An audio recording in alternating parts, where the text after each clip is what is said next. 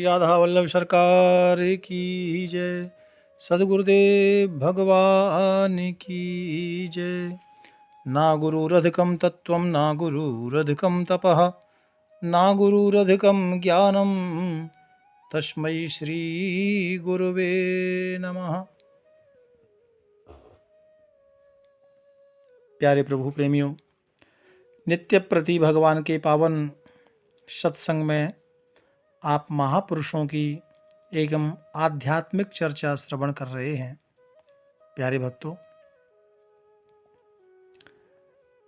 हमें आध्यात्मिक बनकर वेद भगवान का अनुसरण कर अपना जीवन सार्थक बनाना चाहिए।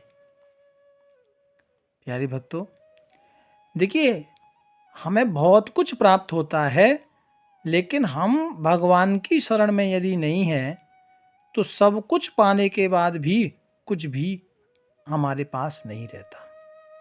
बहुत से व्यक्ति ये जानने की जिज्ञासा रखते हैं, कई बार लोग गल्लाएं करते हैं कि मरने के बाद क्या होता है, क्या आत्मा का अस्तित्व रहता है या नहीं रहता, और किए हुए कर्मों का फल कर्ता को परलोक में मिलता है या नहीं मिलता। प्यारे भक्तों, मृत व्यक्ति के लिए दिया हुआ श्रद्धा पूर्वक जो पदार्थ है वो उसे प्राप्त होता है या नहीं होता। अनेक प्रकार की प्रश्न आपको श्रवण करने को मिलते हैं।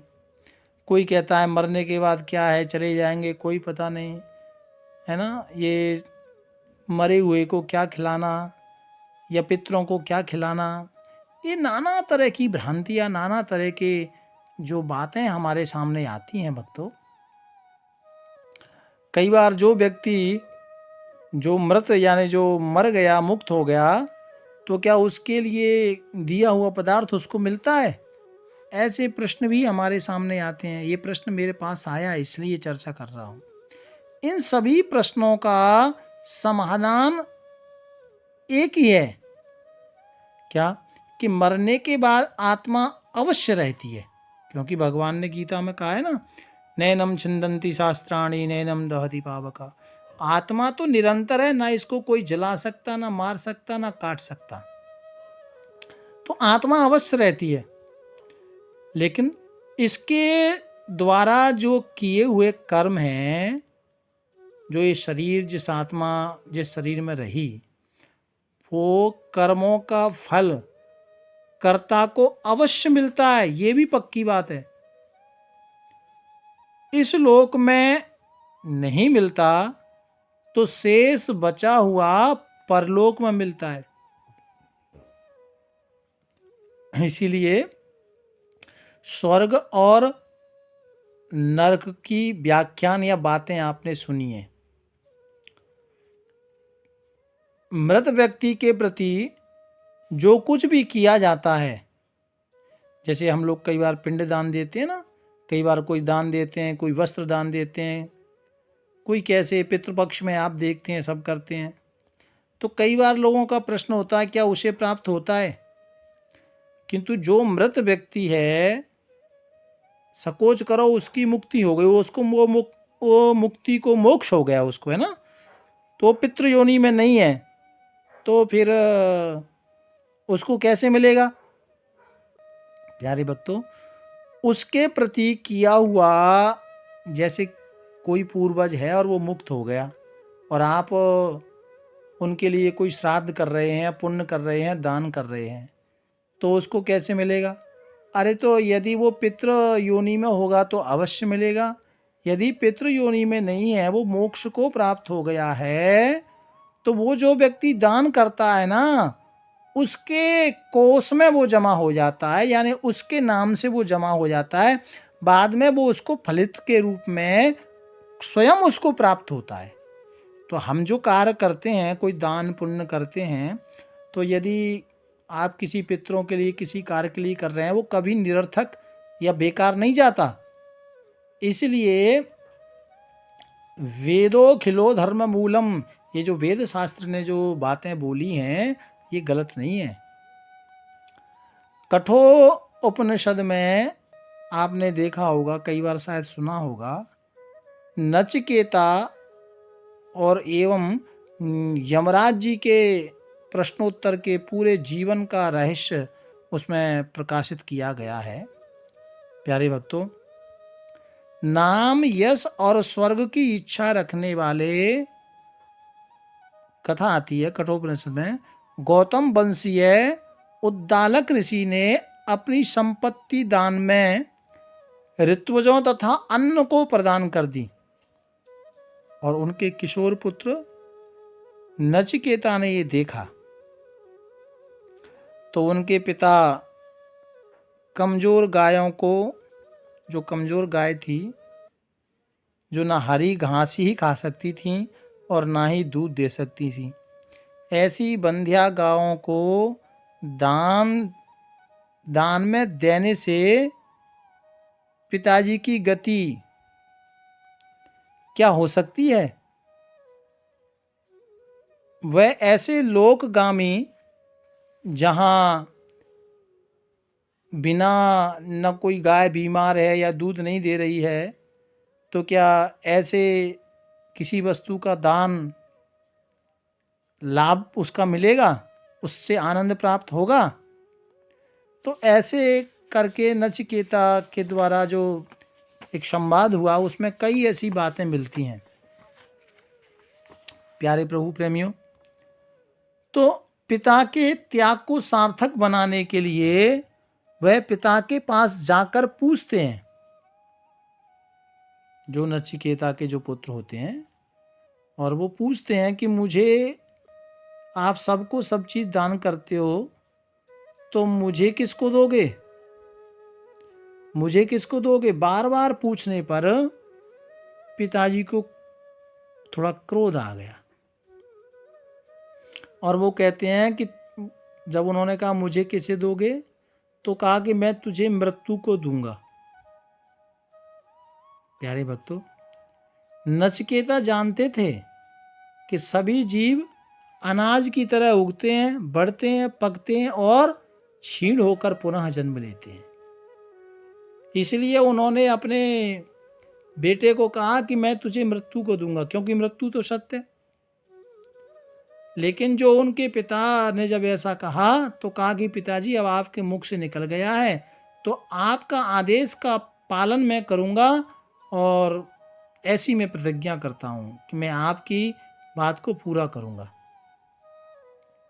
प्यारे भक्तों, पिता की आज्ञा लेकर वो यमराज लोक पहुंच गए, और यमराज नचिकेता की सत्य निष्ठा से प्रसन्न होकर, जब वो उनके पिताजी का ये जब वचन सुना और बाद में यमराज से संवाद हुआ, तो उन्होंने कहा कि पिताजी ने मुझे आपको दान किया है।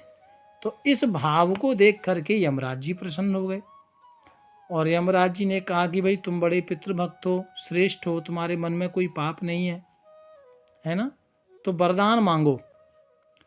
तो नचिकेता ने कहा कि महाराज, मैं वरदान तो मांगना चाहता हूँ, लेकिन 3 वरदान चाहता हूँ। पहले वरदान में नचिकेता ने यमराज से निवेदन किया कि जब मैं वापस घर लौटूं तो मेरे पिताजी मुझे पहचान कर प्यार से बात करें। और दूसरे वरदान में नचिकेता पूछते हैं कि स्वर्ग जाने तथा अमरत्व प्राप्त करने हेतु कौन सा यज्ञ करना चाहिए, इसलिए आप मुझे अग्नि विद्या का संपूर्ण ज्ञान दीजिए। और तीसरे वरदान में नचिकेता पूछते हैं कि मनुष्य की मृत्यु हो जाती है, तब मृत्यु के बाद जीवन है या नहीं, और जीवन और मृत्यु से परे शाश्वत क्या है। ये 3 प्रश्न नचिकेता ने यमराज जी से किए। प्यारे भक्तों, ये बातें मैं आपको इसलिए बता रहा हूं क्योंकि इन बातों से जीवन में, जो हमारे जीवन में नाना तरह के प्रश्न आते हैं ना, तो अब मैंने सोचा कि आपको अलग से हटके शास्त्रों की जो मैं अध्ययन करता हूं, उनकी बातें आपके साथ शेयर करूं। तो मुझे ये बात इसलिए अच्छी लगी क्योंकि इसमें जो नचिकेता है ना, तो इनके पिताजी ने जब कहा कि मैं मृत्यु को दूंगा, यमराज जी के पास गए, तो फिर वहाँ से हमें सब सारी चीज़ों की जानकारी मिलती है कि पितृ क्या है ना, पितरों के लिए दान क्या है, पितृ है या नहीं। कई लोग पूछते हैं भाई साढ़े जठेरे हैं, साढ़े देवता हैं, साढ़े पितृ हैं, है ना। कोई लोग कहते हैं हम पितरों से परेशान हैं या पितृ नहीं हैं। तो ऐसे नाना तरह के प्रश्न हमारे पास आते रहते हैं। तो इसलिए मुझे लगा कि मैं आपको ये सारी बातें भी बताऊं और इसमें जो अच्छी अच्छी जो बातें हैं जो हमें गुरुओं से शास्त्रों से जो मिलती हैं वो आपके साथ शेयर करूं। तो प्यारे भक्तों, आप सब जानते हैं जीवन और मृत्यु से परे शाश्वत सत्य है जन्म और मृत्यु। तो जीवन के उपरांत रहस्यों को प्रकट करने के लिए यमराज ने मानव जीवन के सम्मुख दो विशिष्ट पंथ बनाए, एक श्रेय और एक प्रेय। और इसकी व्याख्या क्या है? श्रेय पथ के अनुसार श्रेष्ठ कर्म करना तथा स्वरूप बोध की प्राप्ति करना, और प्रेय पथ के अनुसार पार्थिव यानी भौतिक सुख के लिए सतत कर्म करना। जो प्राज्ञ पुरुष होते हैं, जो अच्छे व्यक्ति होते हैं ना, वो श्रेय मार्ग पर चलकर अपने जीवन के चरम लक्ष्य परब्रह्म परमात्मा को प्राप्त करते हैं। और जो अज्ञानी पुरुष होते हैं ना, वो प्रेय मार्ग पर चलकर भोग विलास के मोह में भटक जाते हैं।